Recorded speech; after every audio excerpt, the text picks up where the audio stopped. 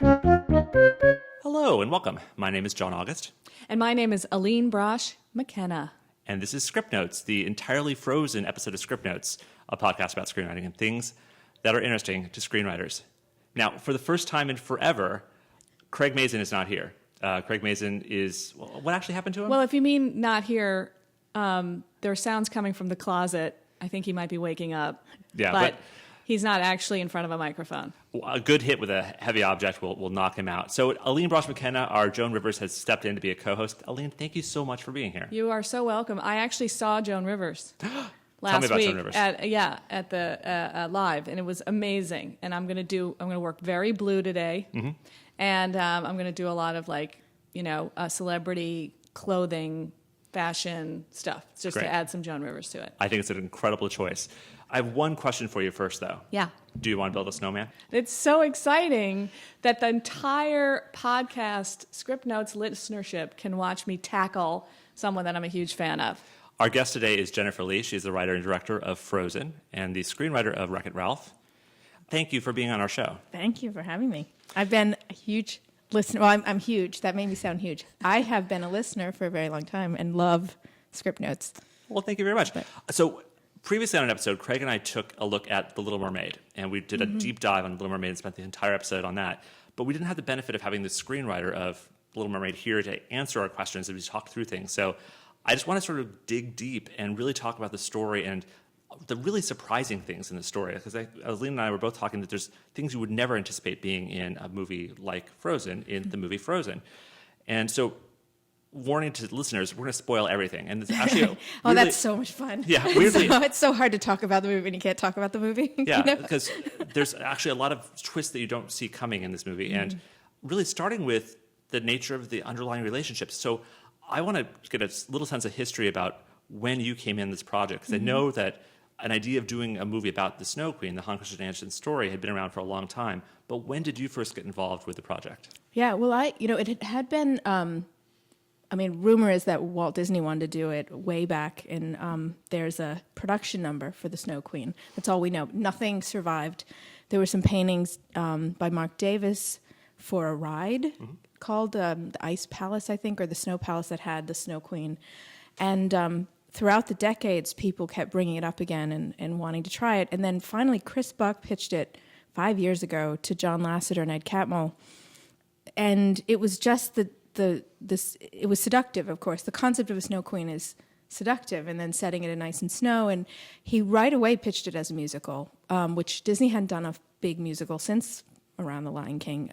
They'd done songs in, but not what a full musical has to be. And they greenlit it, and then it got put on the shelf at one point for a whole year, and then brought out again, luckily. And I was...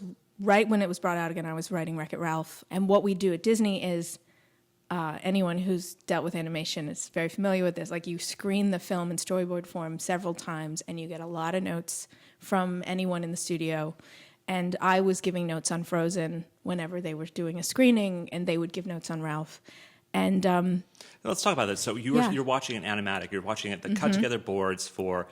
something, and this was with temp voices, with real Some voices? of it You was were not temp. yet working on... I was not yet working on Frozen. You were working on Wreck-It Ralph. I was on Ralph. Yeah, and we were pretty far into Ralph at that point. When I started giving notes on Frozen, I think we were a year out on Ralph. And you go in, and sometimes it's temp voices. Like Josh Gad hadn't been cast, but Kristen Bell had been. Okay. And she is so amazing. She is one of those rare actors who can do the entire script in one recording. Wow. And over a course of a day, and often we just bring them in small chunks, but she's incredible. So her voice was there, but no one else was cast. Even Adina, I think they wanted Adina, but didn't know if the character would be the right character for her. The Snow Queen was sort of spinning in this one-dimensional chaos of evilness. And when you were seeing these animatics, we were seeing going to these screenings, was it still called the Snow Queen? Had it already moved over to being called Frozen? It was Frozen. When I came to Disney, in, when was it? Spring of 2012? 11. And I don't even know. I've lost all track of time with these two films. Was the Frozen title come from Tangled? Was it inspired by that at all? I think to some extent it was just in the fact that it was a great, just sort of all-encompassing title. But I think I'm kind of remembering back to what they've said, but the real reason was that they weren't sure how true to the original story they were going to be. Mm-hmm. And in fact, they were a lot farther away from the original story than we even ended up, which is saying a lot because we're still mostly just inspired by. And I think, but they knew that the frozen heart was going to be there. That was a concept. And the phrase, sort of an act of true love will thaw a frozen heart. That was amazing. The hook they had. That's amazing. Absolutely. And that's what kind of drove the story. We always knew that there was going to be and this came right from Chris Buck, that we were going to look at true love in a different way. They weren't sisters. There was so much that hadn't been figured out, but that was, I think, really what got the movie going. So when you say look at true love in a different way, did you know it was not going to be romantic love? You knew that, but you didn't know it was going to be a sister thing. Right. We hadn't discovered that yet, and we knew that Anna was going to save Elsa. We didn't know how or why, and it was more of a redemption story at the time because Elsa was evil, and. But it was a struggle. We were struggling a lot with tone. They were struggling a lot with, good versus evil can take over the story. And it was just it was hard to make it fresh or different. And so they had a lot of problems, but at the same time, you could see the potential in it. And I had gone in to give notes. As I was winding down on Ralph, I was sort of helping on other projects, just giving notes. And I worked, that was the first time Bobby and Kristen were part of it. And we kind of really connected with what we were thinking. And so at this point, you're watching these cuts, and had Bobby and Kristen already written songs that were attempted in there?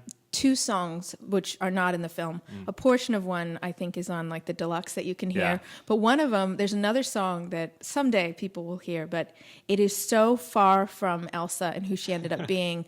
We found it hard to release it because we kind of, right before you give the movie out, it feels like a betrayal of her, and because she was so evil, and it just didn't. It was hard for us because we're so protective of her as a real person, right? Which I guess you get right at that end before you give it to the world, So I know you're trying to go carefully through the process, but I wanted to jump ahead just a little bit because this idea of who's the villain in the movie is really interesting. It's fundamental. It's really fundamental because sometimes when you're working on stuff with a villain, they'll push to make it darker and more stark and less human, and there's sort of several antagonists in the movie, but there isn't really a single clear bad guy because she is so nuanced and her. So even though she's sort of the engine of the things that are opposing, she isn't really a villain. And then there's, the other 2 sort of villain-ish characters. But that's so interesting. How did that come about? I feel like that was one of the biggest breakthroughs, but took the longest to get to. And it was that the story would fall into the same sort of tropes. Like it was really hard the minute she became evil, it would take over. And plus, Elsa being the Snow Queen, anytime she's on the screen, she owned the scene. There was no, secondary character to her. And it became very difficult to balance the 2 sisters, the story, and Anna as an interesting character. And then, because Elsa was just, she's larger than life, and she'd take over. And then you'd make her evil, and it was like, that was the whole film. And one of the things that was a really big challenge for us was we wanted to get to that ending where Anna makes her choice to help her sister. Well, in order to get to that, you have to buy into her going to Kristoff and do it in such a way where she doesn't seem fickle. Like, it was just a nightmare to have these parallel stories going and to support both in such a way where it's that surprising but inevitable thing. Right. Well, the thing you have to do, which is amazing, is you have to build to both things. It's sort of like the end of Casablanca, or, all those famous, also in... that movie Suspicion, in the Hitchcock movie Suspicion, they didn't know if he was going to be the murderer or not, so they had to make the movie so that both endings would work. And it's a funny thing because I thought, okay, she's going to kiss him, and I'm okay. I'm all right with that. I like him, at least it's not. I like him, and he's unusual, and they had a nice courtship, and I enjoyed enough about it, and I'm all right with it. And I didn't really see another avenue, frankly. So I was thinking, okay, here he comes, and there's going to be... And so then that thing, which really... we talked about it on the other podcast, on the live podcast.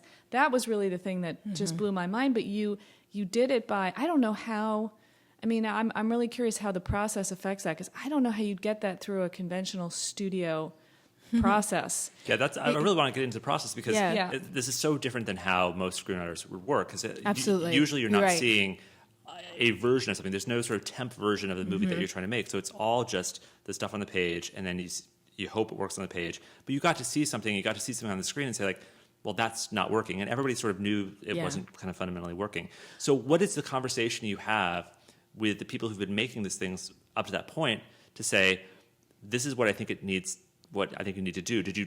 Was it a spoken conversation? Did you write up notes? What was your process? It's most of it's spoken, and it was not me alone. It would, like, once we show a screening, and we'll show it to a lot of people, sometimes hundreds of people in the studio at screening, just to give all departments a sense of what we're doing, because building the worlds is its own struggle in animation and takes a lot of time. So they have to be working even when the story's not finished yet.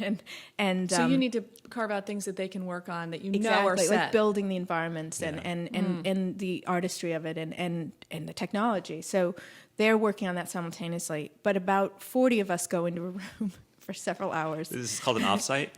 And that's not even the offsite. okay. The offsite. I've heard the legends of offsites. Oh gosh, I hope to take a break. We'll go in a room for several hours. John Lasser's there, Ed Catmull, and all the other directors at the studio. Sometimes some Pixar directors, they'll come down occasionally. And the other writers who are in the studio, and we will sit there and get bombarded with every note under the sun. It's like, we joke, it's like they take your car apart completely and then they walk away. They leave it on the lawn. And they leave it on the lawn. And so you just have to take it. And what you're looking for really are patterns, and you're looking for sort of what is the usually it's like you can tell this character is not well developed yet because it's all about this character. I don't know who she is. I don't know what she wants.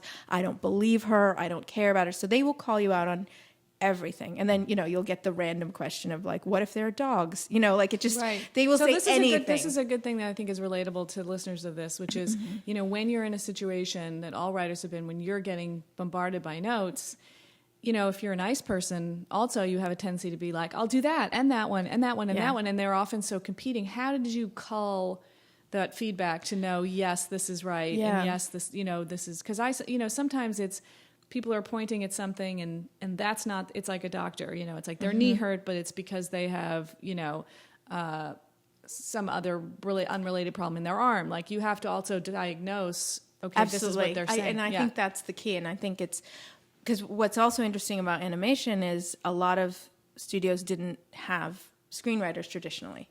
The story artists together would form the story. And part of it, you look at some of the stories were much simpler. The what was needed to build a full feature was much more straightforward. And not to belittle them, but to say it was a different time. What audiences want now is much more complex films, and that have what a screenwriter brings. And it's taken a bit to convince animation of that, but luckily. Had you worked in animation before Ralph? No, not at all. Never worked before Ralph. That was your first experience. That in was animation. my first, and it was overwhelming coming in because there was this weird feeling of almost like the writer had the least authority in the scope of everything. And yet the writer was the one who had to solve the problems if they couldn't be solved otherwise by a collective group. And that's how it felt coming in. The nice thing for me was that Rich Moore had worked in television. He really believed in the writer. And I was working with Phil Johnston as well, who is a nice, strong, not afraid to stand up for things kind of guy, taught me a lot. And so you really had to, my first experience with Ralph was a lot of time convincing a group of people that this is what the story needed. And if I couldn't, knowing that's not right. I mean, obviously if I can't, then there's something wrong with it. And it was a lot of, I had to trust that I was the one who knew the whole. I was the one protecting the characters. I was the one who, that was my job. And I had to do that. But then at the same time, people would come in with this shiny new toy idea that if it's entertaining or if it can add something unique, you want to try to put it in. And so you have to be flexible. And it was, Ralph was like the best boot camp ever, but exhausting. And what made Frozen very different was two things. One is we had a very intense schedule. Ralph took about 3 years to make, and Frozen, when I came on, we essentially started over and we had 17 months. So we were in a place of a lot of choices had to be made fast, and we were given sort of that. And that can be great. That can be It can great. be. That can I be think your it friend. is. Yeah, deadlines are a huge help. But what you described, though, is the life of a screenwriter is often as much your ability to convince other people or to hear other people So and true. echo back what they're saying in ways that actually serve the story and don't serve that other interest. And so most of your time as a screenwriter wasn't spent you at a laptop staring at what line should Elsa say. It was figuring out these bigger things with other people, and that collaborative nature Absolutely. is crucial. And I think that's I think that, to me, that was one of the biggest things I didn't realize coming into the business, but I'm not afraid of anymore, and I think thanks to Ralph and Frozen, but I think it's crucial understanding that. I think particularly when I work, because I was at Columbia I graduated in 2005, and how precious things are and how dogmatic we can be about this is my vision, this is what I need to hold on to, and forgetting the side of it that to make a film is such a big collaborative experience, and there are a lot of stakes, and there's a lot of money invested, and there are a lot of risks being taken, that if people can poke holes, and they will, it's up to you to repair it. And if you can't, they'll find someone who can. It's like realizing that the writer's role But there's is also tenuous. has to be moments where you say, you know what, I appreciate that feedback, but I know that this is okay the way it is, and I want to give this a shot, and let's see how this, that's the tricky balance, because I do think, most of us who do this, we're, grade grubbers. And and we want that acknowledgement, and it takes a long time to say, to think with your heart in addition to your head, and sort of say to people, this is what I feel. But I think what John said too is the key, because he's saying how it's about convincing and getting better at that. I had an idea for Anna from the very beginning, and it took almost a year to articulate it in the right way to get everyone on board. And once I did, everyone was 100% on board. But what was driving me nuts is I knew it was right for her, but it was not resonating with anyone. And so I knew I'm not articulating this well. And part of it was I would try the other things, because that's the nice thing about animation, because you put it up on Reel several times, you can try things and say, sure, we'll make her want this. And then you know that it's not going to work, but it might lead to the answer. But for me, there was a day where I stood up with a little sheet of paper, and I had, this is Anna, this is what Anna's journey is, no more than that, no less than that. This is Elsa, this is what her journey is, this is what the movie's about, and why I want to make this movie. Wow, I got a chill. And that just, was, just but I hearing had that. to do it, but I had luckily, it's good when you have John Lasser on your side, because I'd met alone with him first and said, this is what I want to say, and he was very encouraging, but it taught me a lot about how to say it versus it's just as important as what you're trying to say. And I like to babble, and I think everyone's coming along for the ride, and they're not. So, well, one of the things I wanted to talk about formally, and maybe this gets you into your John Augustinian pieces of paper that I see here. What I loved because again, like John, I did not know what the movie was, except that it seemed like it would kill some of the family holiday time, and then I was so blown away by it. But one of the things that I think is a lesson you keep learning and is really valuable to people is something happens in that movie right away. Right away. I mean, there's a little prologue with the ice, but something happens with them right away. She almost kills her. Her power is uncontrolled, and you see their relationship and how much they love each other and how much they like to play. And then something really dramatic happens right away. And people forget about that. And you'll read these scripts where it's like the thing that happens is on page 18, and you're just asking so much of people. And I thought it was so you revealed some character. And then something disastrous happened, and then you continue to, and it's very confident to not, lay out everything you have, every card, every piece of silverware on the table. You really, you introduce them, then something happens. There's this amazing, narrative event, and then you continue to reveal sort of what's going to happen between the two of them. And that was so confident. I just thought breathtaking story-wise, because that's a thing that people really, they forget about in stories, is that you have to start off with an event that really, is has a pretty big magnitude. Yeah. You know. Yeah, let's start with how the story begins, because what I'd love to do is just take a look at the movie as it is finished and sort of look at sort of what's actually up on the screen, and then go through and sort of why it's working story, what the goals are, and if we need to sort of go back in time to talk about sort of how stuff happens. But like, let's pretend that we're watching this movie that's on the screen in front of us and sort of what's going on there. So the very first shot of the movie is a really strange shot, and so it's blurry and you're not quite sure what it is, and ultimately it's a saw coming through the ice, and it's these people cutting these ice blocks apart, and it's setting up your world and also the colors of your world, because you think of Frozen being blues, but it's actually a lot of pinks, and it very much sort of sets up what the world of our movie is going to be like. So we start with a song. The song is Frozen Heart. And it's not my favorite song in the whole world. And it's very much a fathoms below kind of song. Like, that's exactly what it is. Yeah, No, you're right. It's establishing the world. It's like, that was our, and no one remembers and the Dumbo Dumbo song, what the work song in Dumbo. Yes. Those are our two. I missed completely that. The little boy, Kristoff and Sven are in there. I missed it completely, and my kids were the ones who pointed out, "Oh, Mom, he was there in the very first scene." So in the very first scene, we see these men carving up the ice blocks, and just sort of the idea of like that you carve up ice. Just for some kids, it'll be the first time they see that as a thing that you could possibly do. But we see this little boy and a cute little reindeer, and we think they're going to be significant characters because they're adorable. They're chasing after, but we're essentially establishing them in the world because they're going to become important later on. So then we go to nighttime. We see Elsa, she's Anna climbing up into Elsa's bed. They're adorable. They're incredibly sweet. They're sisters. Do you want to go play? And that's where we first learn that Elsa has these powers, and it's sort of matter of fact. There's not a big whole talk about it. They're just suddenly she's able to do all these things, and that's just the way of it. Talk me through that process about her powers and figuring out how to explain them in the world, how much you're going to try to articulate what the limits of her powers were. Also, I'm curious, the decision about when to age them up and sort of how long to keep them kids. Sure. You know, it was, I'll back up just in the sense of like the opening with that song was what we wanted to establish. We wanted the audience to know is people are going to sing, first off. And Crucial. it's like you have to know what this world is going to be. This is a world where people do sing. They sing. And then the symbolism of ice. This is going to be, ice is going to be physically here, and it's going to be symbolically here.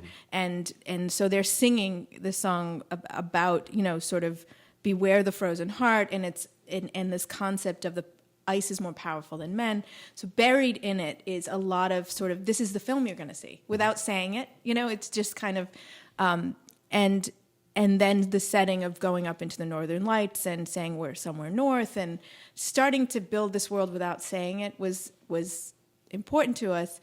And also with Kristoff, what's interesting, we have little Kristoff in there because what I love that I always think if you do watch it again is that in a weird way, Anna's choices she made that night leads him to his family. Absolutely. And that there's a connection between them, but yet it's not in your face, but it's just something that, because what I always loved about particularly Pixar films for me was that everything just added up and everything had a special little, oh my God, oh my, wait, and it was my favorite thing. And we wanted to make like kind of every time we had a scene trying to say what is that's maximum, why is it here? You know, if there's anything extraneous, we got to get rid of it, but yet adding all that flavor. So that's why. But to move on to Elsa, it was an exhausting process coming to the simplicity of her powers. It was, we had times when we had a narration by a troll who used to have a Brooklyn accent for no reason other than I miss Brooklyn, no reason, but. We had this whole explanation, like when Saturn is in this alignment with such and such on the 1,000th year, a child will be born, and blah blah blah, and then ultimately you almost throw it away with one line, and yes. so basically the line is like, was she born with the powers or was she cursed? And she's born with it, and that's the last you say about it. It's so great. But I think part of what it was is, if anything about us felt like it was like, oh God. Like, okay, we have to say this, then we didn't want to say it. And then also, we found the more you explained, the more questions you had about magic and the rules. But it was that's so interesting, having worked on stuff that has that. It has such a, you always, you drop a tiny seed of that and it goes and explodes. Hugely. And takes over very quickly. So you have so little of it, but it's so clear And don't you find in a development process, people are always trying to get you to explain. Absolutely. Huge. Yeah. And we had, the first act was what actually we produced last, except for the scene where Anna meets Hans in the boat. That was one of the earlier scenes that went into production, but everything else in Act 1 was the last thing we did. Let's move forward in time so we can sort of keep with the narrative of the actual story. So Anna and Elsa are playing. Elsa's building all these amazing snow things in the house, ends up zapping her sister. Sister falls unconscious, calls for mom and dad. You go and see the trolls. And it's the first sort of time we're seeing there's other magic in the world. So it's not just a human world. There's trolls. There's something else that's going on out there. We get the warning about her powers. We get the one line of setup about her powers, that she was born with the powers. And the caution that Eunice, they can save her this once, but she shouldn't use these powers again, and she should be afraid of her powers, and really establishing the central theme of her journey, which is to be afraid of who she is. Well, and we always do, to me, that's the scene. It's his name's Grandpappy, the troll, that he states the theme of the film. He just states it in reverse. He says, fear will be your enemy. And in the way he's displayed it is meaning fear will destroy you, as an external fear, or and it makes her even more frightened. But it's really what's interesting about Bobby but Bobby Lopez and I are like to be slightly twisted sometimes, and that was one of our things where if you really listen to Grandpappy, he's not telling her to not use her powers. He's just saying you're lucky it wasn't her heart, and we just got to remove it all, because if we don't, there might be some left and that could hurt her. So I just want to remove even the memories. Let's just clean her out. Yeah. But he doesn't say, and he says to her, there's beauty but also danger to your power. So he's just laying it out as it is and not saying, you shouldn't do this. But the humans go right there. And that tends to be who. And as a parent, you can sometimes, you see it, because your instinct is, my two children are together. One of them has issues controlling themselves, and they hurt my other child. You start setting boundaries. And of course, in this case, it's more extreme. But what I like about the trolls is they kind of tell it like it is. But if you read into it, it's really if you look at it, it's really the parents making the decision for Elsa that we're going to live in fear then. We're going to do exactly what he just warned us about, which is fear will be your enemy, and we're going to live in fear. So, and it's just, I think, a very human thing to do, is to go to the negative reaction as the caution. And the parents never get to learn the lesson. No. Yeah. Although there's a whole fan base that has decided that they crash on an island and they give birth to Tarzan, actually. So they die then. Oh, that'd be perfect. Yeah. But that Tarzan's, that's my favorite of the connections of them. So one of the biggest narrative asks you make of the audience is that these memories are taken out, and so that Anna remembers the joy she used to have with her sister, but not that her sister has powers. And then as Elsa sort of essentially shuts the door and sort of keeps her sister away, not wanting to hurt her, that Anna sort of loses her sister. And so I've heard criticism both ways. Basically, people saying, well, that's unrealistic, but I've also heard people say, that was my relationship with my older sister. Well, I think that was it's funny because that moment was I think every now and then we have to make these decisions where you just have to do what you have to do. And I remember the screenwriters of Monsters, Inc. and Monster University, Dan and Rob, I was frustrated about dealing with the fact that I wanted Anna to, if the girls can't remember, if Anna can't remember the joy they had together, then there's no reason to root for the relationship because it doesn't mean anything. But we have to, if she remembers that her sister has powers, people felt that she seemed selfish anytime she did anything for herself or stood up to her sister later. Yeah. And so they said what I thought it was the best thing just to get us through was sometimes you just have to do what you have to do, but just make a real point of it, and the audience will go with it. And it doesn't always mean it. And I've always no, but the moment. I think the best thing you do in those situations is, I've said if you can't do it well, do it quickly. Yeah, and that's the other thing. It's like just do it. And also, what I think people do is sometimes when they reach a narrative thing where there's a big buy, they add a lot of corollary details. You just state it. Yep. That's the way it is. She can remember this and not that. Let's keep going. And let's keep going. And that's what. And that was the best advice. Just because, even if it wasn't, and I'm never going to think it's perfect because I'm always going to personally bump on it.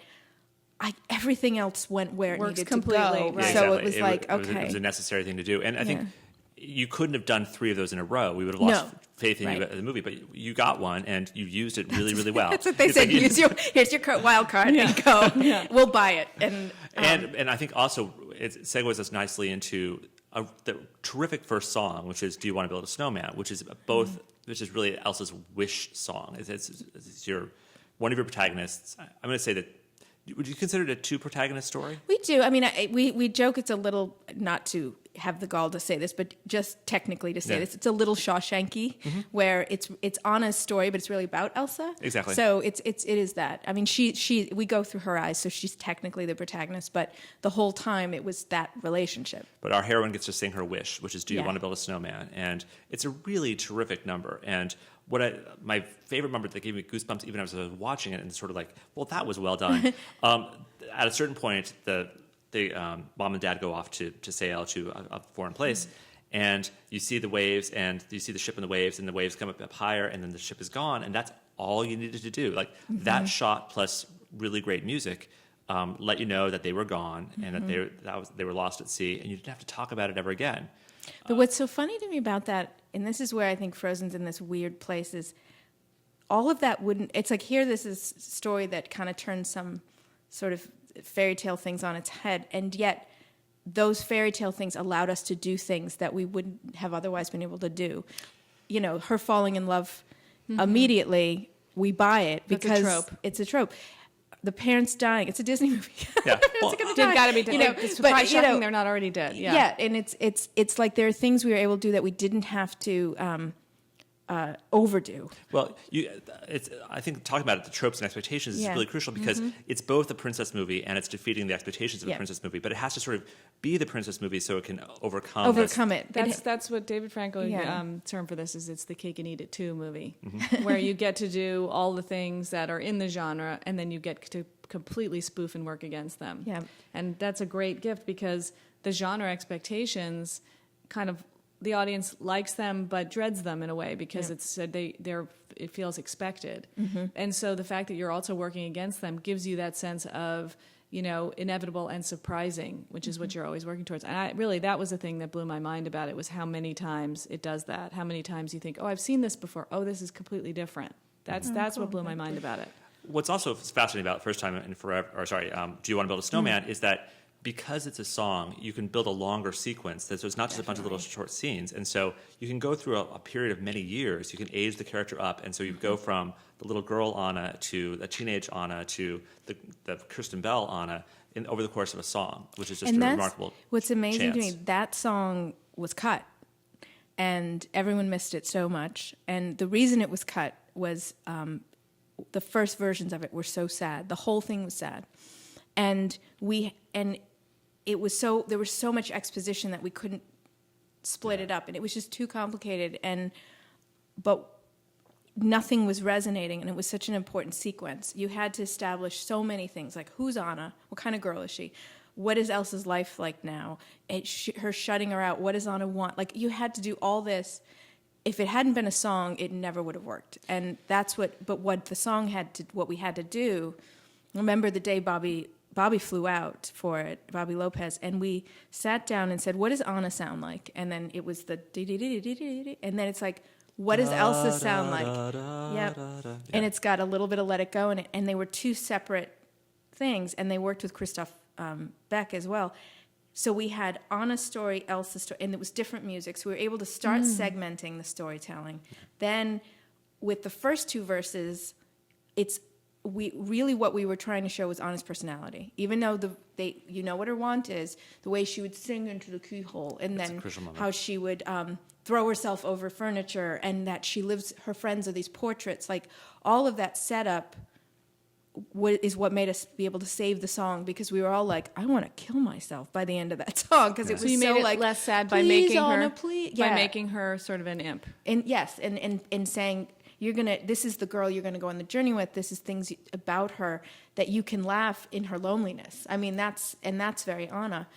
But that was the hardest. I mean, a lot of songs came and went, but that one was the one we all believed in and couldn't make work for the longest time. And it was because it was so much. It had to do so much. But it ends up being a crucial song later on, because it's the only song that you really reprise heavily and change the lyrics to fit Throughout the new circumstance. So coming off of that, we have the grown-up characters. It's going to be the coronation of Elsa. She's going to become the queen of this place.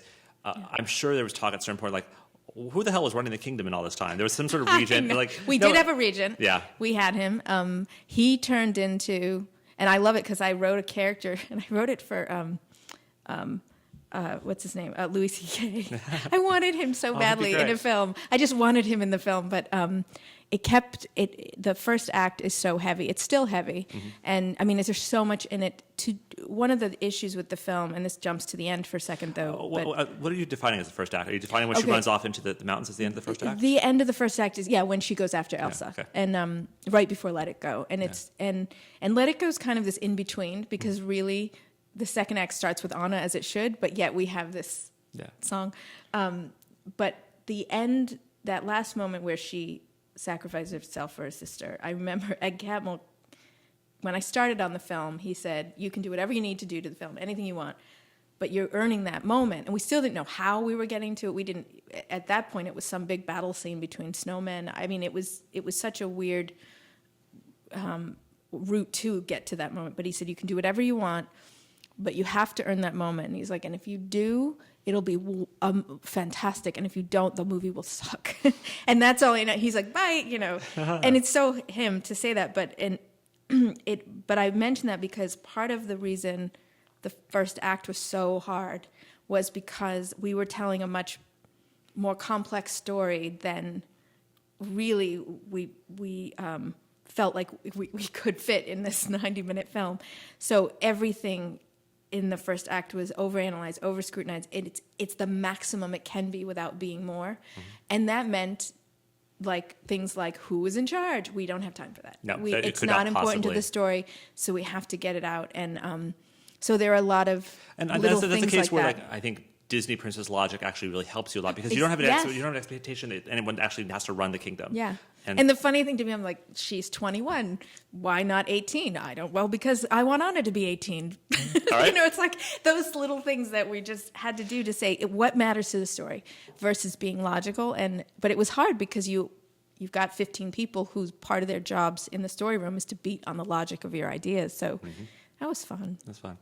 But for the first time in forever, the gates are going to be opening up. There's new people coming here. It's the first time we actually see a bunch of people. It's a busy city, and you sort of see what the universe is like. You establish Elsa's fear. She's trying to hold the scepter without it turning to ice. She's worried she's going to freak out. But then Anna meets the cute boy, and they fall in love, and they have a very literal meet cute with like a horse and a boat and all this stuff. Yeah. At what point did Hans become a villain? And I mean, Hans is a villain from the minute he hits her with the horse, in my mind. Really? But I'm slightly a sociopath, I think. So do you think he's just calculating from that moment? Go ahead. But I assumed in second viewing that he was. First off, I was really surprised at the ultimate reveal that he's a villainous character. But I thought, I must have misremembered. And so then I watched it the second time through. It's like, you gave us nothing. I mean, I know. But you know what? Was... That is another example of cake and eat it too, because the truth is, some of those prince-princess romances are creepy. It's creepy how generic those men are, and it's creepy how fast the princesses fall for them, and it's creepy that nobody questions it. Right, exactly.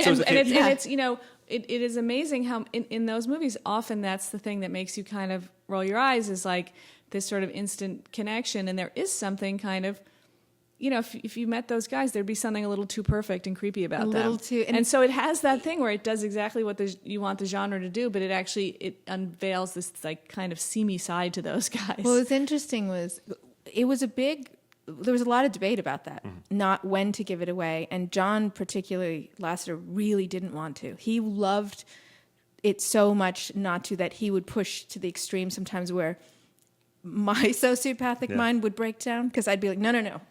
He wouldn't do that because he's calculating. So I had to literally walk through every scene, what's going on in his head for real.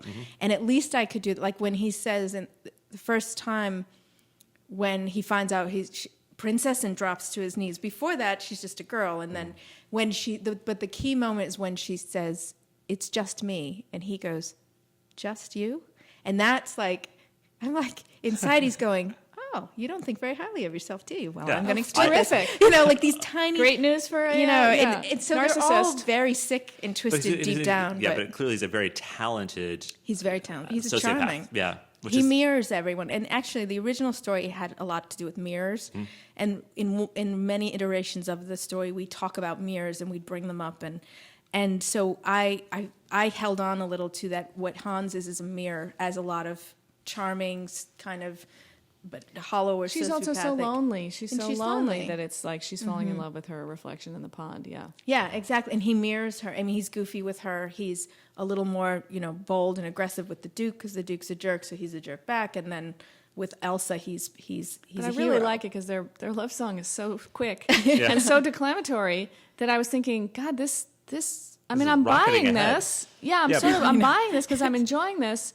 But man, this is awfully fast. And then I thought, well, this is just a trope of the genre, so it's okay. So I'm thrilled that it turned out to be. But it's because another that really song that we had to have, and I was going nuts because to me there was one too many songs in the beginning, and if you talk about like can't find your way out, I couldn't find my way out of it.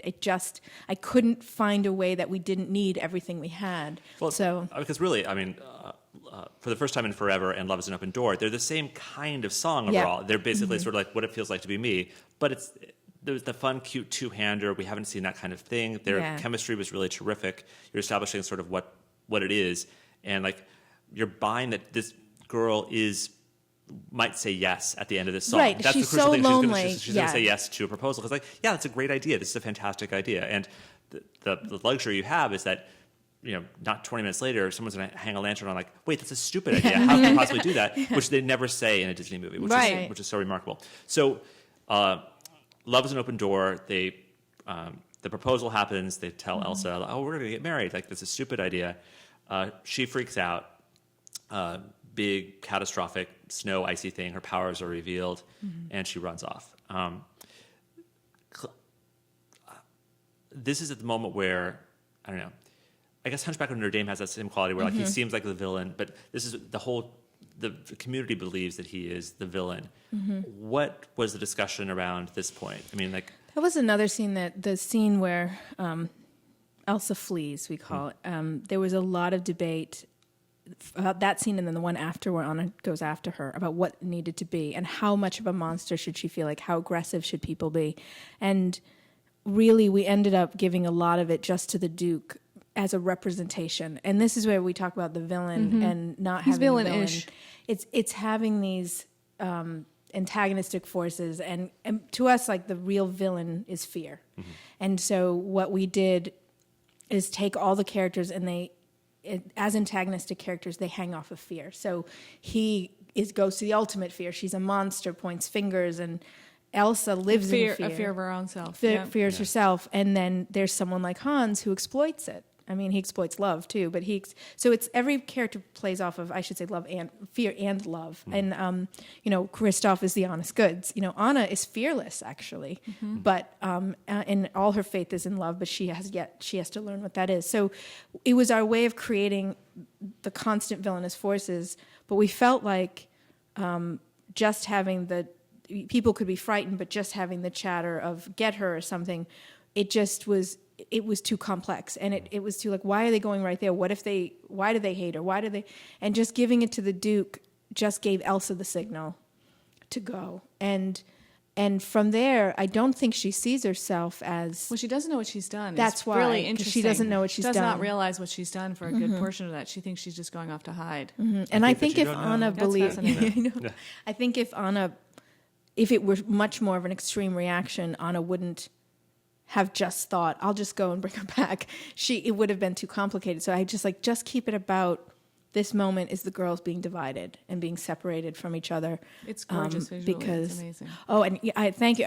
I will say our head of story, Paul Briggs, came up with one of my favorite things in the movie, which was the run across the water. Amazing. it's beautiful. And turning Beautiful. into ice. It's And amazing. that moment, and that was the first... the second sequence to go into production from the first act was that one, because when we had that, we were Home like, run. that has to be it. It can't be anything else. The sound of the ball hitting the bat, heading for the bleachers. So let's talk about Let It Go, because it's clearly a crucial thing. Like without that moment, you don't understand who Elsa is or sort of what her journey is. At what point in the process did Let It Go come to be? Let It Go came in about 15 months from finishing. It was the first song that landed in the film and was in the film. And it was an amazing moment. I remember, we had spent a lot of time talking about Elsa, and we were still going on the villain journey, which was killing me, to try to figure out how to make that work and then redeem her and have a love story. And, I was dying. And we just said, let's talk about who she is. What would it feel like? Mm-hmm. And Bobby and Kristen said they were walking in Prospect Park, and they just started talking about what would it feel like? Forget villain, just what it would feel like. And this concept of letting out who she is, that she's kept to herself for so long, and she's alone and free, but then the sadness of the fact that the last moment is she's alone. It's not a perfect thing, but it's powerful. And they came in with the demo of Let It Go, and it's exactly word by word, the exact song. You're kidding. Exactly. And half of us were crying, and then I just went, I have to rewrite the whole movie. I was just like, I'm going to go lie down for a couple minutes. But it was the best thing. I mean, God, we knew we had the movie. It captures such a moment for girls and women, which is sort of really is the song where you go in your room and you close the door and you sing to yourself in the mirror, like, I'm going to be who I'm going to be. I don't care about anybody else. I mean, it really, really captures such a great, I think, particularly female moment. I have a question about it, which is in the sort of thing where she transforms herself, she becomes so sexy. Yeah. And what I had sort of admired up until then was how kind of sporty they were. Right. Especially Anna, like how sporty she was.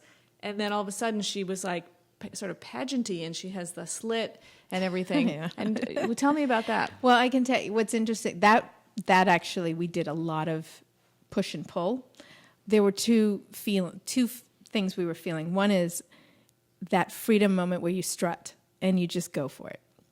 And that was fine. I was fine with that, and that was great. There was a lot of pull of, I will say from the guys, of loving her as every man in the studio and some of the women were in love with Elsa.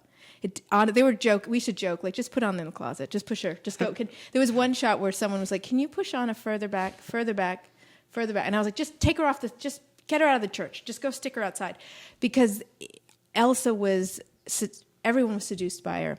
And so there was this tug of war, I think, a bit of letting people who wanted that to have that a little and not be afraid of it, but not make it a sexual statement of like, it's more a moment of, for me, it was like, you strut and you say, nobody's looking. This is what I'm I'm not gonna be afraid of my sexuality. I'm not gonna be afraid of who I am. I'm not gonna be afraid of anything about myself. But it's definitely sexuality is definitely part of it. And it's definitely become, I think it's what we have found is the reaction to it has been bigger than what we had thought it was. But that's okay. It's a moment that was. It's well, the way she's walking and the way it's lit. Yeah. It's not just it feels different. The depiction of the women's bodies feels different in that moment than Absolutely. than it is it's even before or after that. It's so funny because also it was animated. Half of it was animated by a woman, half was animated by a man. And my favorite thing about it, though, is the actual model for doing it was John Lasseter, not a woman, because we got him. He was so moved by Let It Go. He knew every line and what he thought it meant, and he was a huge help in talking through how we translate that emotional journey, not just with Adina's voice, but with the animation. And for him, he got up and he's like, she just lets all that uptighted, bottled up down, and her hair goes, and she transforms and she struts, and he's doing it and he's acting it out. And so it was really, he was the inspiration, which is ironic, but it's good to picture him in that dress. I have a lovely caricature by John Musker of John in that dress. Oh, you do? Someday maybe I can share. That's great. What's fascinating is it's a sexual outfit, but she's not actually a sexual character in a way. She's not. She doesn't talk to a boy. I mean, other than Hans for a brief second. So it's not that she's trying to seduce a man. There's no men around for her to seduce. But I do think it was a moment that we weren't hiding from the sexual aspect of it, but it wasn't the statement, but people have seen it that way. So I think we have to own that. Like saying, well, because it in was some there. ways also it's the story of your older sister is coming into this time in her life. Yeah. And you kind of need to be separated from her because she's going through things that you don't understand and that your parents are sort of like, that's not none of your business, honey. Don't look at that. Don't look at it. It's true. And then all of a sudden she's coming to this flowering and the younger sister doesn't understand it. And there is this divide that happens. Yeah. I mean, a 10-year-old, a 12-year-old girl and a 15-year-old girl are, it's huge. Yeah. And I didn't want to shy away from, the thing is, the original material is actually a lot about sex. And it's about the sexual awakening. I know, it's true. It's true. And we weren't going there. I mean, that's not the story we were telling, but at the same time, I think my whole thing with this film was wanting sincerity. So even though, like we say, we take tropes and then we spin them upside down, even in the tropes of sincerity. You're not spoofing. And that in every one of these things, there's that mix. And I wanted these girls to feel real. I mean, even Anna's sort of romantic relationships, it's like the one with Kristoff, I like at the end that she kisses him first and he asks permission, and it feels a lot more real. And but she's not. I mean, she's out in public. I mean, they're sitting. She kisses him on the dock. Like it's a little. She's pushing it. She's not. I don't think there would be 1 second where she wouldn't say we shouldn't kiss here because that's not Anna. Right. And I think we didn't want to make these girls uptight. Yeah. But at the same time, I wasn't certainly trying to make a sexual statement, but it just wasn't trying to avoid, I guess you could say. But it was you could tell in the studio the boys loved her, I will say. Well, let's just say that. Let's talk about Kristoff because we're just about to meet him. So we sort of get into our romancing the stone aspect of the journey, which is that she hooks up with a guy who can take her up the mountain to find her sister. And so this is Kristoff. He has his reindeer Sven. Reindeers are better than people. Did Sven ever talk? Or Sven does not talk. So he talks Kristoff is talking for him. That we wanted, because here's the theory, and this actually came from Chris Buck, is you only need one special talking thing per movie, and meaning like if it's all the animals, it's all the animals, but you got a snowman who's magical and he talks, and it's like, and then Sven talked too. I was like, that's where you say you put too much magic on top of hat on a hat. But we were saying, how do we knew we wanted to have him pantomime and things, and you don't want to not do that in animation. You want to exploit it. It's so much fun to do. It's like if you didn't, the animators would just be like, why am I even here?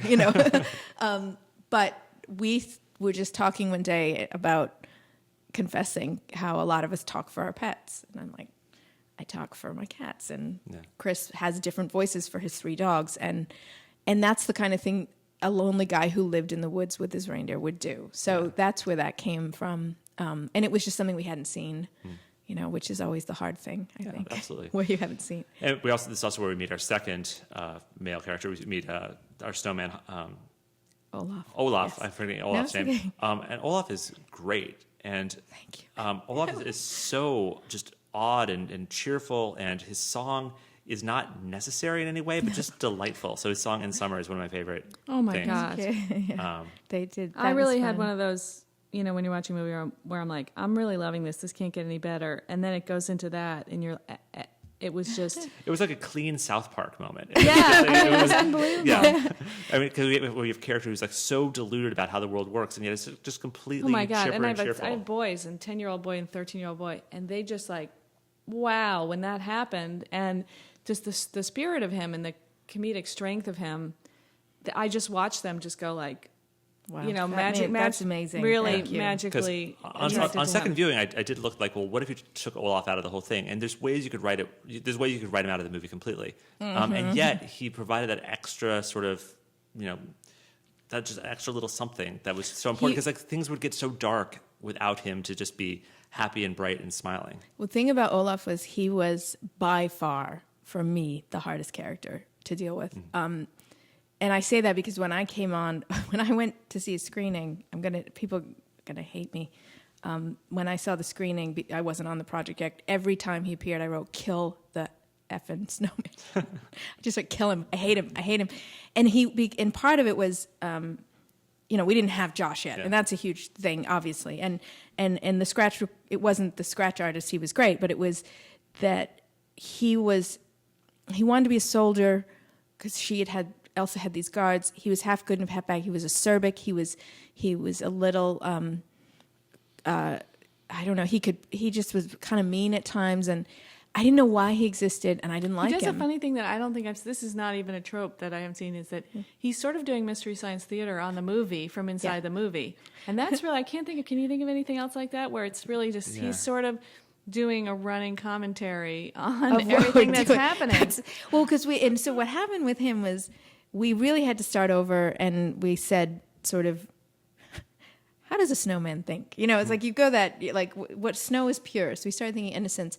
And that's what led us to him being sort of a representation of the girls when they were little. Yeah. That they create this, Chaim, Olaf, and I like Wormhole, they create the snowman together when they're the happiest. And he's that spirit. He's that spirit. And so when she creates him, and magically, and not realizing he come to life, he had to be a kid. And there was a while where we almost had, we're looking at younger, like, is it a teenage boy? Is it a young boy? But I think we found when they built him, they built this snowman. They built, so he's encompassing sort of what that fantasy play was for them. But it's another great fun thing of the genre, which is, guys, we got to have a comedic sidekick. We just got to do it. And that's what he started. And he definitely started as that. Given that that is such trammeled ground, every animated movie seems to have, to do that in a different way. I could see that you were looking for ways to use him in ways that he hadn't been used before, because he doesn't really deliver a lot of the sort of homilies that you think are going to come from that character. He doesn't have that. He really has no deep well of wisdom. Which normally that character would. He just, to me, it's sort of like an alt comic that wanders into the movie and does this commentary. And it's funny because I think it makes the movie safer for boys, for sure. Absolutely. I mean, which is why he's so prominent in the marketing. We wanted to get to him a lot sooner and have more of him, obviously for those kinds of reasons. But again, it was whenever, and I'm sure you guys find this too, whenever you try to force something on, it's obvious for every second of it that you're doing that. And he just didn't belong until he showed up. And he belonged to me. Him showing up was the moment for Anna of hope again. It's that moment of, like, you've just survived this wolf chase. What are you doing? I hope you know what you're doing. And they walk ahead, and there is everything of why she's doing it. It's her sister. It's, that childhood innocence. But they also parent the snowman. And they parent, yeah. So it's a big part of their romance. It's a way of bringing them together. Totally. And to me, it shows, that's where you start to see there's more to this guy. He's not perfect. He doesn't try to flirt. He doesn't try to be anything but what he is. But the more you get to know him, the more you realize, like they say finally in the Troll song, he's the honest goods. And I think Olaf helps with that. So he for me, he very much earned his place. And yet I was terrified because he is a character that I think, and Josh thinks it's too, we've talked about this a lot, he works when he plays off of other people. That's just what he is, because that's his whole reason for being. He brings joy to other people. He exists because of this relationship. And then when you take him alone, he just doesn't have that same, you don't feel the same thing. And so it took us a long time because people wanted to say, let's put Olaf and make him a host of this and do this. And for us, both Josh and I were like, what's feeling wrong about it? And the minute we add one of the other characters, it's a joy. And so I love that we figured that out, because it was like we kept trying to say why for so long did he not work for us, and then all of a sudden he did, and it was like he just fits with this group and he is somebody who brings joy to other people. He's not in and of himself some sort of iconic character. So one of the most surprising things that happens next is Anna gets to Elsa, which you sort of think, like, the quest of the movie is like, well, eventually they're going to get there and then it'll all be resolved by them. But, like, at the midpoint of the movie, they actually get there and they have their conversation, and the first time forever, and, like, things seem like they're going to be okay. At least, like, there's God, another great tip for writers. Yeah, which is you can just go and do it. Just do it. Don't delay it. To actually just start it. And it surprises you because you're not expecting. You've established a journey. So it's like, oh, the journey is to get there, and like, oh, but we're here. And so, like, well, what else can happen? Well, she can get shot in the heart with it, and Elsa can refuse to change and shut them out and build an abominable snowman and sort of become more monstrous herself. I mean, she doesn't attack them literally, but she builds something that does attack them and sort of sends them down. Back Well, down I the think mountain. it shows you the part, for me, it was like showing you the part of her that is still damaged. And like a lot of us who get damaged by moments in childhood,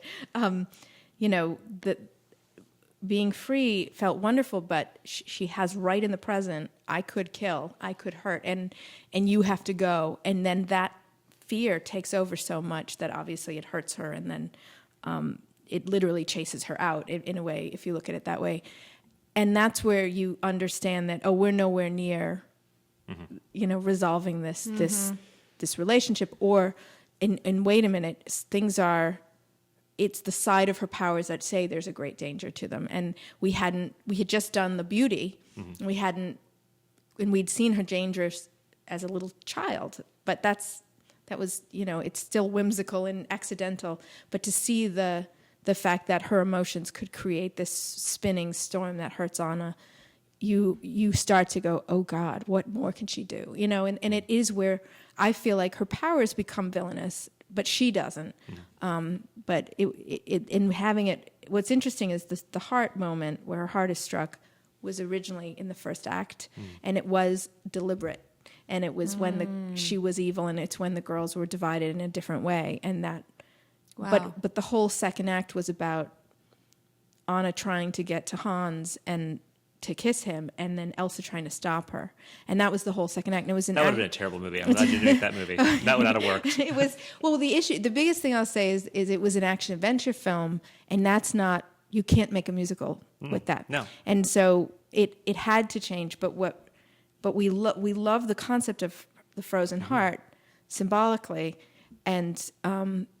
and when we moved it to the midpoint is when we were like, we can keep it, because we wanted it at some point. But Yeah, it's the right idea. It just was that wouldn't have worked. it didn't. It couldn't sustain a whole No. film. That's what we found. Yeah. So leaving here, we go back to see the trolls again. We see sort of his Kristoff's adopted family, and that's when we realized that this early moment we saw where the boy was looking at the stuff, like they actually stayed with those trolls, and the trolls are real to him, and all that stuff.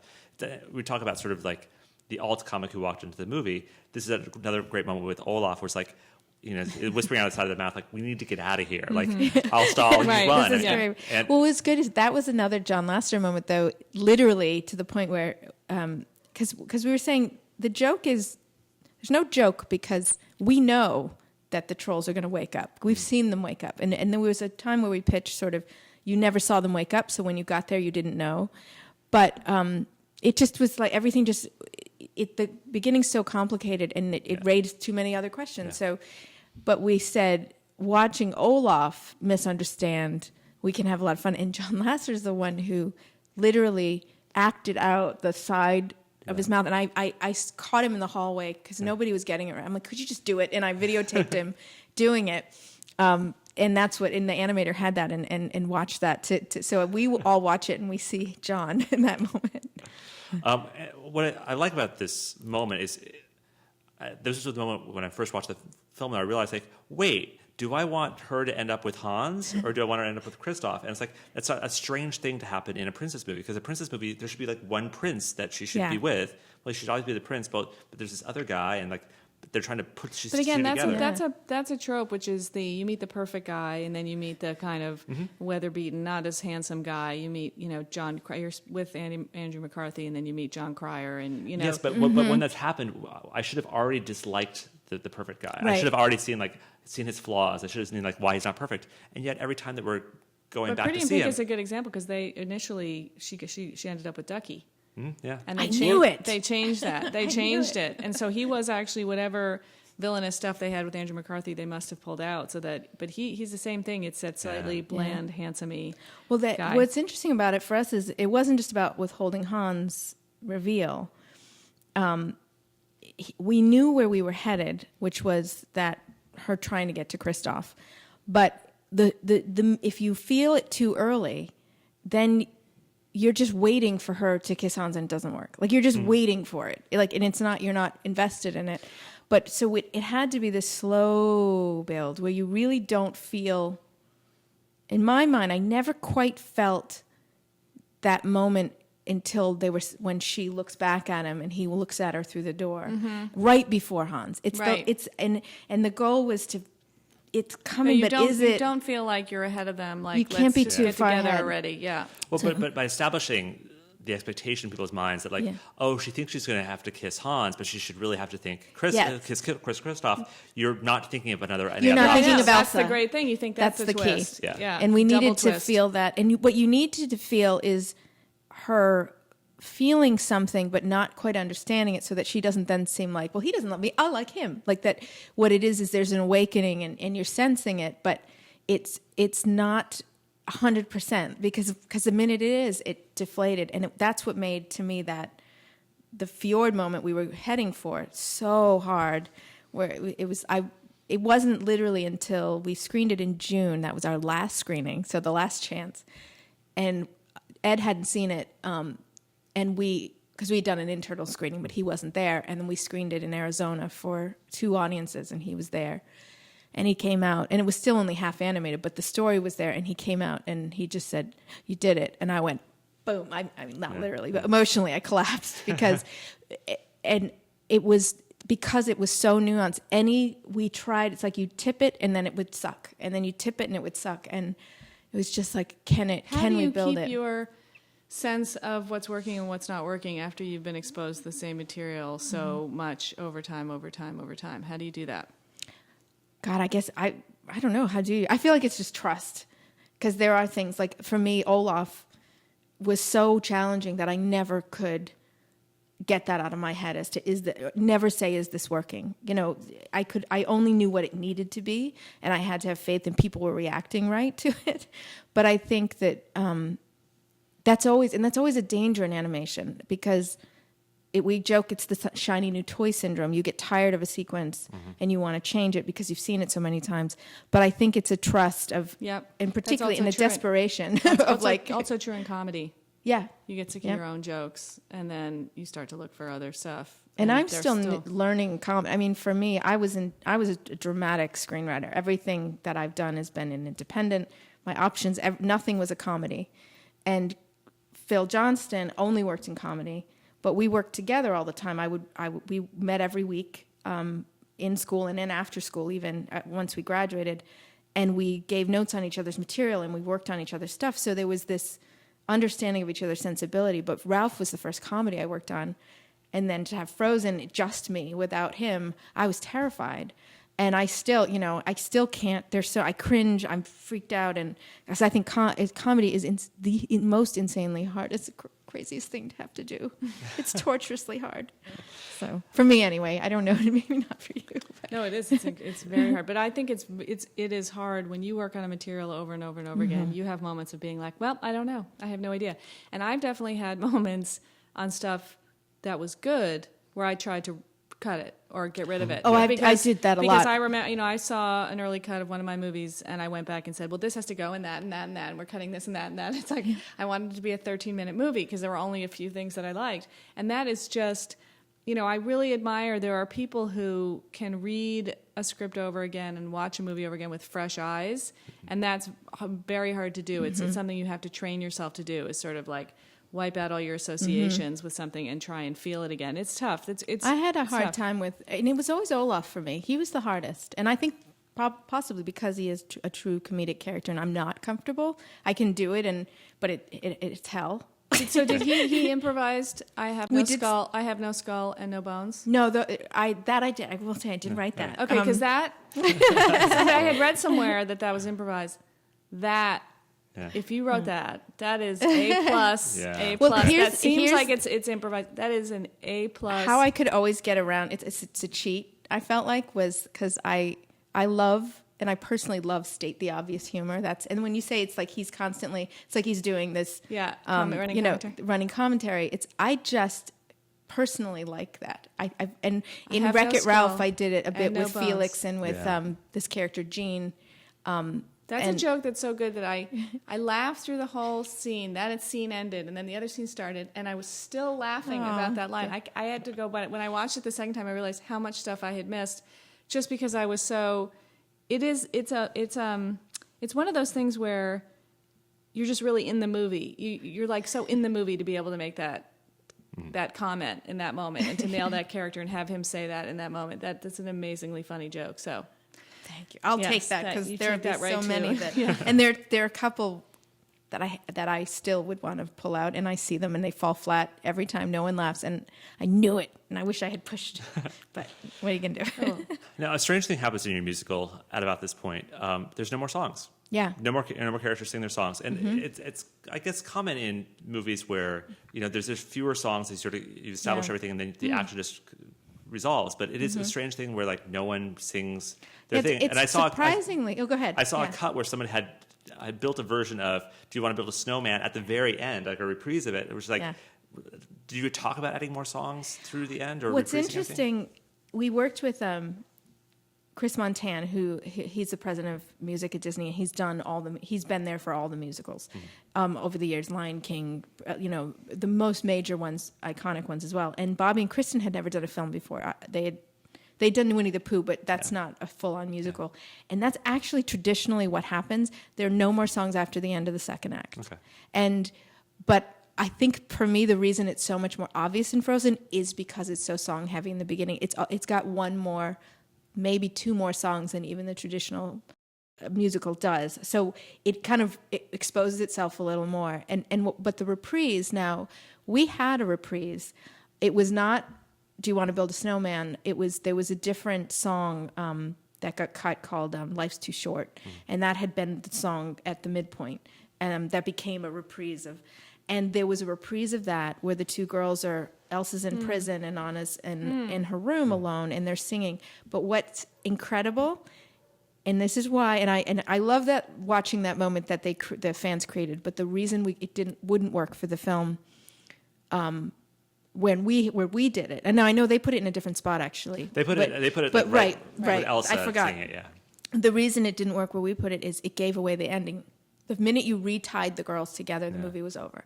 So then, you need to keep that tension. You open. had to keep it, and as soon as she thought about regret for her sister, I knew the solution of the film was going to be her sister, and that was if the solution of the film is buried in the Fixer Upper song when she says people make bad choices when they're mad or scared or stressed, but throw a little love their way and bring out their best. Well, that's the answer to the film, the solution to the problem, but it's not. It's hidden.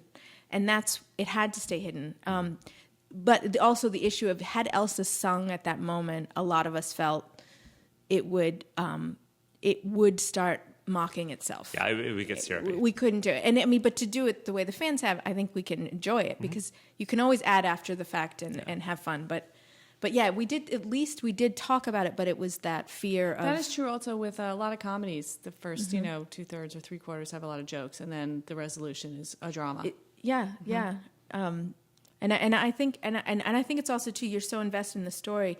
That's when you feel the stop of a song. You go halt, dun dun dun dun dun. It's like no, you can't do that. Stop singing. Yeah, and it was Bobby and Kristen were very conscious of that, and we would always do that. But also it's a tribute to the fact that the stakes were really working, so that you're not really noticing that you're so immersed then in what's going to happen and how it's all going to work out that you're sort of okay with being past that because you're trying to puzzle out how is this possible. It's the two things that I think are really great about this movie. One is that you're sort of emotionally invested, but you're also thinking, I mean, maybe just writers are thinking, but I'm thinking, how's she going to get out of this? Like, there's so many moving parts to resolve in that ending, and I didn't really feel the absence of the song because I was so immersed in seeing, how is this going to work out, and the emotional, dramatic resolution of a love story.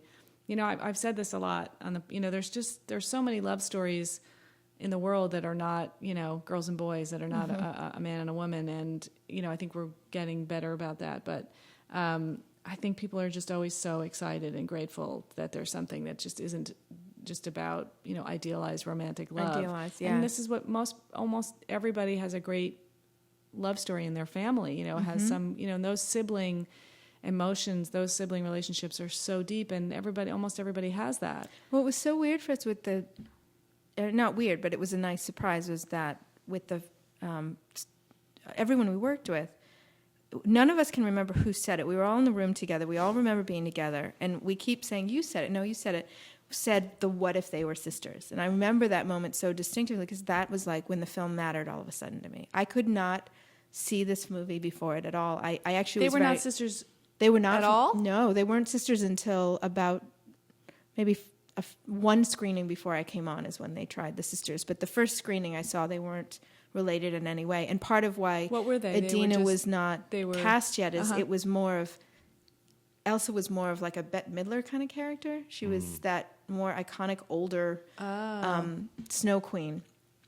And they were not related or connected in any way. And it was making them sisters was the first breakthrough, I think. Wow. But what I loved was everyone suddenly could feel it. They could feel the film. And I'm like, even if you don't have a sibling, but just understanding that kind of what you go through with your family is something you don't go through with or rarely go through for anyone else. Right. You know, but you get it. And it's part of because what happens as a child, you know, to you, that bond as a child, even if it disappears, you never let it go. And right. But it's, you know, going back to that sort of subtext that I kind of see in it with the flowering of the older sister's adolescence, you do feel when your older sibling goes through that, you feel like you've lost them. And as the younger sibling, you just feel like, I'm still here. I'm still want to be your friend. I know that I'm not wearing the right jeans and, you know, I'm not at the cool parties, but so I think that people really connect to that feeling of, I want to do something. And I have 2 kids and, you know, the younger brother, everyone, the funny thing in our family, we are all younger siblings, except for my older son. Right. My husband and I and my younger son are all younger siblings. So, you know, that feeling of, let me prove myself to you. Let me prove that I can be something and that I can do something.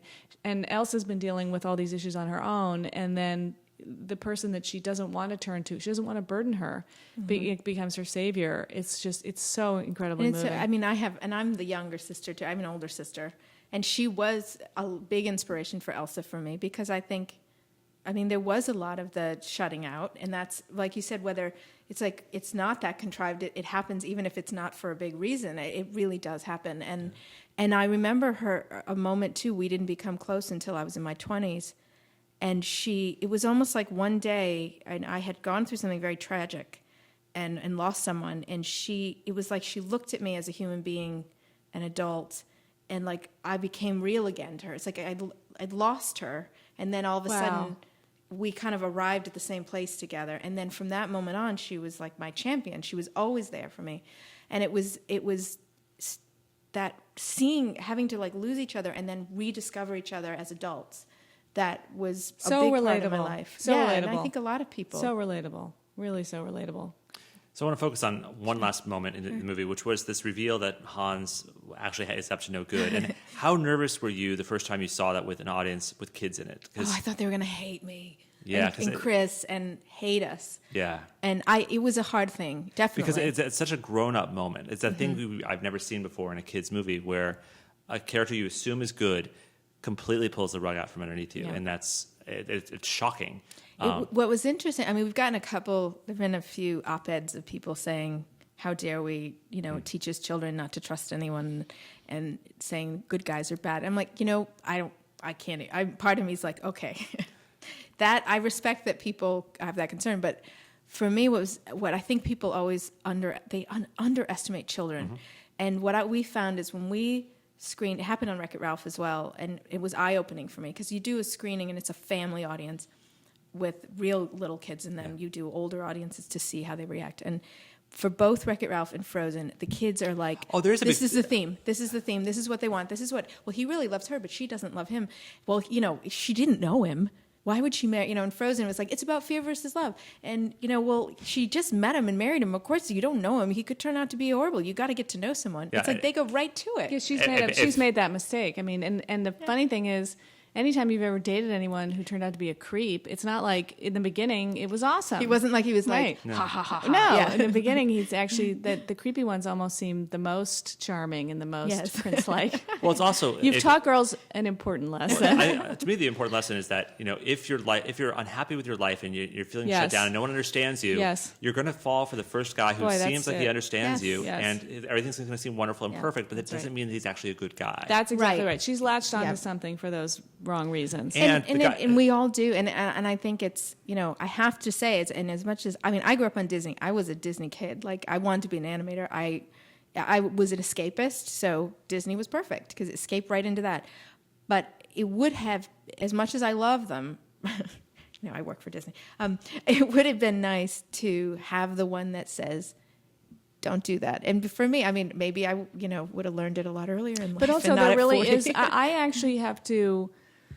When I look at those things, I actually have to force myself to look at the prince as something other than a man or a love story, because, some of those movies which are so wonderful, they just are selling romantic love. Right. So overselling it to a point that you don't really want to say that to girls. No, I agree. I have a 10-year-old daughter, and I think, And that's an aspect of the love you're going to experience your life, but there's going to be I wish someone had said, your best friend is probably the one who's right for you as a guy, instead of, or a girl, instead of saying it's the hot guy who looks at you with those ways. God. Well, you did say that. The saxophone. You said that to the tune of $765 million so far. And I do think, I was, one of the reasons I was so elated when the movie was over is it's just so rare to see a movie that tells a story about women's lives and girls' lives that has this other emphasis to it, and doesn't say she ends up kissing a boy. And it's not, because sometimes you have the other thing, which is